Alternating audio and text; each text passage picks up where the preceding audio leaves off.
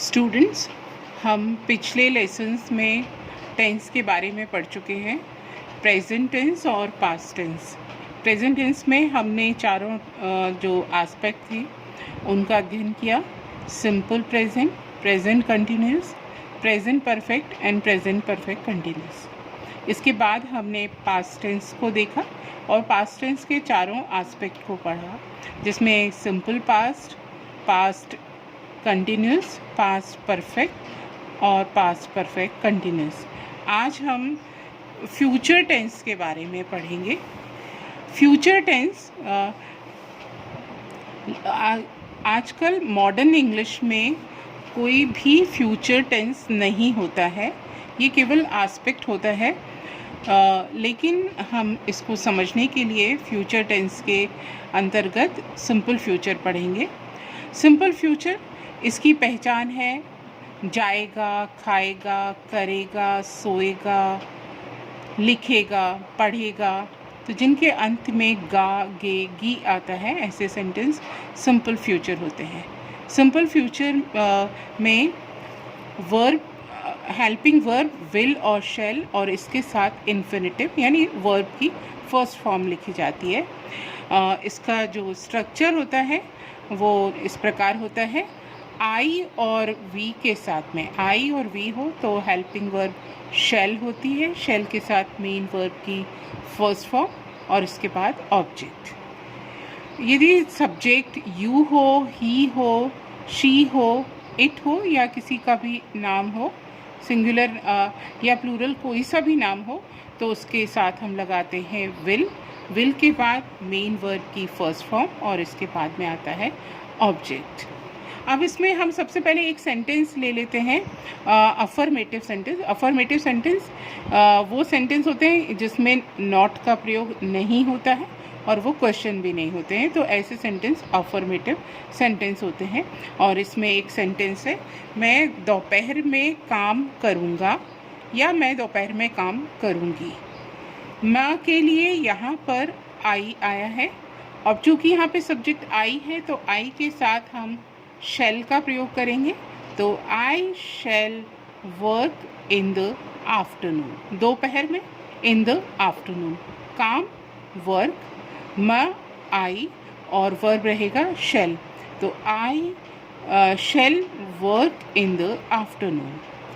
एक और सेंटेंस हम देखते हैं, जैसे हमारे पास कोई सेंटेंस है, वह गाना गाएगा। वह के लिए आएगा ही, और चूंकि सब्जेक्ट ही है तो ही के साथ वर्ब होगी विल, तो he will sing a song, वह गाना गाएगा। अब इसके बाद हम चलते हैं निगेटिव, इसका निगेटिव देखते हैं। निगेटिव हमारे पास एक सेंटेंस है, आप दोपहर में काम नहीं करोगे। हमने कैसे पहचाना ये निगेटिव है, इसमें नहीं का प्रयोग हुआ है। आप दोपहर में काम नहीं करोगे। इसका स्ट्रक्चर ऐसा रहता है, सबसे पहले हम लिखते हैं सब्जेक्ट और सब्जेक्ट के अकॉर्डिंग ही हेल्पिंग वर्ब आती है विल और शैल। शैल यदि आई और वी सब्जेक्ट हो, मैं या हम हो, तो शैल, और बाकी सबके साथ में विल का प्रयोग होता है। इसके बाद में नॉट, देन वर्ब की first form and then object. अब हमारे पास सेंटेंस था, आप दोपहर में काम नहीं करोगे। आप मतलब यू। अगर सब्जेक्ट यू है तो हेल्पिंग वर्ब होगी विल, तो you will not work in the afternoon. You will not work in the afternoon. इसके बाद हम देखते हैं इंट्रोगेटिव सेंटेंस। इंट्रोगेटिव यानी प्रश्नवाचक वाक्य। इस तरह के वाक्यों के शुरू में क्या का प्रयोग होता है और वाक्य के अंत में प्रश्नवाचक चिन्ह लगता है। तो हमारे पास एक सेंटेंस है, क्या वह स्कूल जाएगा। क्या वह स्कूल जाएगा। तो इसमें विल और शैल जो हेल्पिंग वर्ब है उनको हम बाहर निकालेंगे। उसके बाद आएगा सब्जेक्ट, सब्जेक्ट के बाद वर्ब की फर्स्ट फॉर्म और इसके बाद आएगा ऑब्जेक्ट, और सेंटेंस के अंत में प्रश्नवाचक चिन्ह लग जाएगा। अगर मान लीजिए हमारा यहाँ पर सब्जेक्ट था वह यानी ही, तो ही के लिए हम प्रयोग करेंगे विल का, तो ऐसे बनेगा ये, will he go to school. Will he go to school, और इसके अंत में हम प्रश्नवाचक चिन्ह लगा देंगे। जाएगा यानी गो, ही वह, ही क्या, विल, तो will he go to school. इस तरह से हमने देखा फ्यूचर सिंपल टेंस। अब ये कुछ ऐसी वर्ब्स होती हैं जिनको कि अक्सर जिनकी कॉन्ट्रैक्टेड फॉर्म देखी जाती है, तो वो किस तरह से बनती है। जैसे अगर मान लीजिए हमारे पास है वी और उसके साथ है शेल, तो हम उसका उच्चारण या उसका प्रोनाउंसिएशन व्हील करेंगे, व्हील। और दे प्लस विल, देल। इसी तरह से यूल, आइल, हील, शील।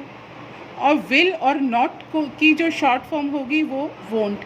ये जब आप क्वेश्चन टैग्स पढ़ेंगे तो वहाँ पर इस तरह से नेगेटिव फॉर्म को इसी तरह से लिखना है। उसमें विल प्लस नॉट को बोला जाएगा वोंट, और शैल प्लस नॉट को बोला जाएगा शैंट। तो इस तरह से हमने देखा कि फ्यूचर इंडेफिनिट टेंस में हेल्पिंग वर्ब होती है वो विल और शैल होती है, और मेन वर्ब की फर्स्ट फॉर्म आती है। अब आज आपने फ्यूचर इंडेफिनिट टेंस सीखा, तो इसकी कुछ एक्सरसाइज हम कर लेते हैं। पहला सेंटेंस है हमारे पास, मैं खाना खाऊंगी। मैं खाना खाऊंगी। खाऊंगी के लिए वर्ब आएगी ईट। वे भोपाल नहीं जाएंगे। वे भोपाल नहीं जाएंगे। जाने की वर्ब होती है गो। क्या वह पत्र लिखेगा। क्या वह पत्र लिखेगा। लिखने के लिए वर्ब होगी राइट। तो स्टूडेंट्स, आज आपने देखा फ्यूचर इंडेफिनिट टेंस किस प्रकार बनाया जाता है। आप जल्दी से ये एक्सरसाइज करिए और ग्रुप में पोस्ट करिए। Thank you.